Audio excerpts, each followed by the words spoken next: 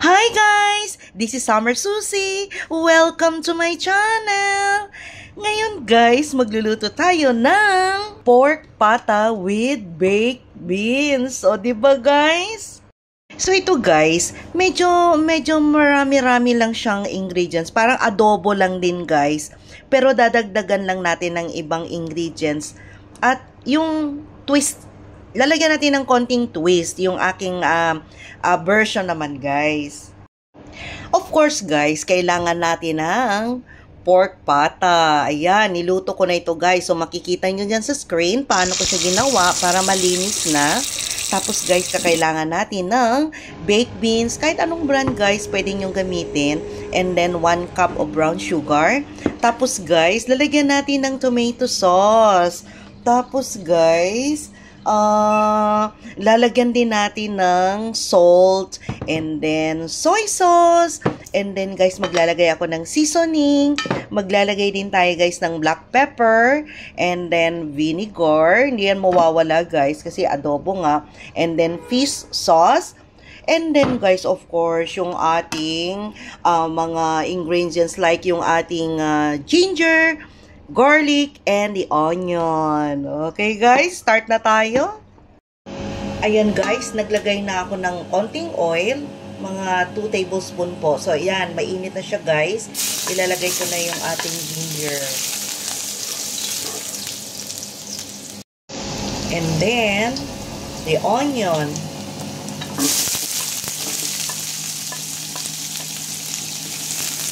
Hintayin lang natin mag-translucent to guys.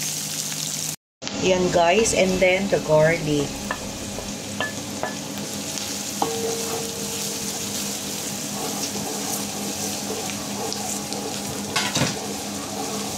Then guys, ilalagay na natin ng pata.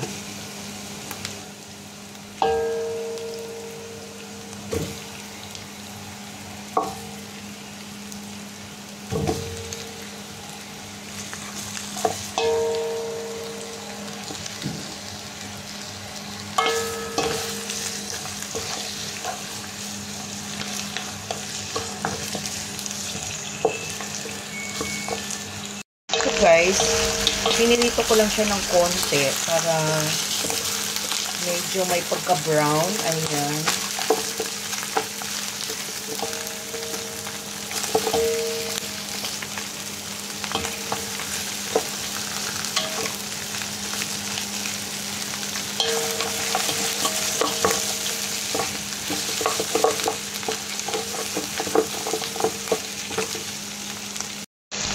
So guys, maglalagay na tayo ng toyo. Ayan, tansya-tansya lang guys. And then suka. And then tubig guys, half liter. Mainit na yan nilagay ko guys kasi para mabilis siyang maluto. Ayan. Para mabango. And then yung 1 cup sugar natin. Pag kulang guys, pwede naman nating dagdagan.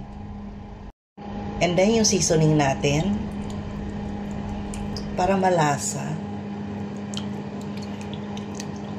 Tansya-tansya lang din guys. And then paminta.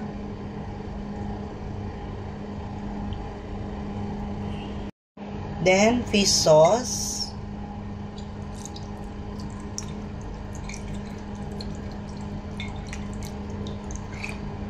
And then asin.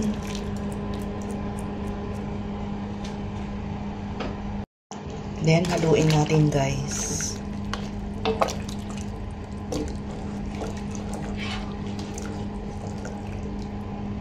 Then guys, simmer natin for about 30 minutes. 30 minutes to 1 hour. Check natin guys after 30 minutes.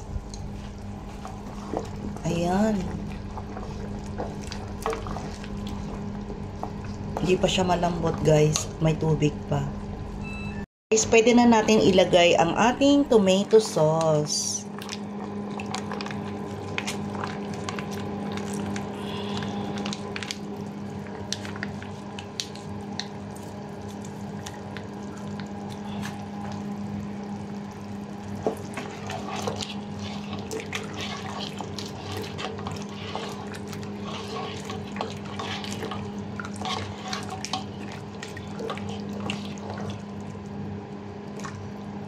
Then, simmer ulit natin guys for about 30 minutes.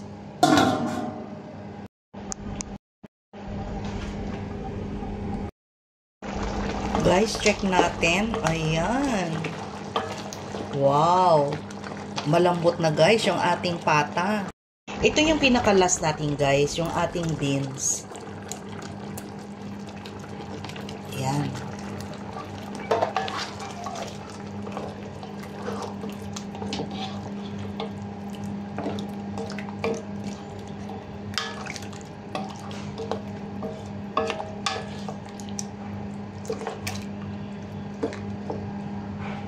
Tikman natin guys.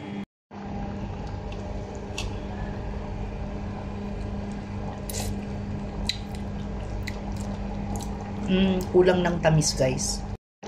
Lagyan natin ng isang kutsara guys. Lagyan natin ng asin guys. Dagdagan pa natin guys ng isang kutsara na sugar.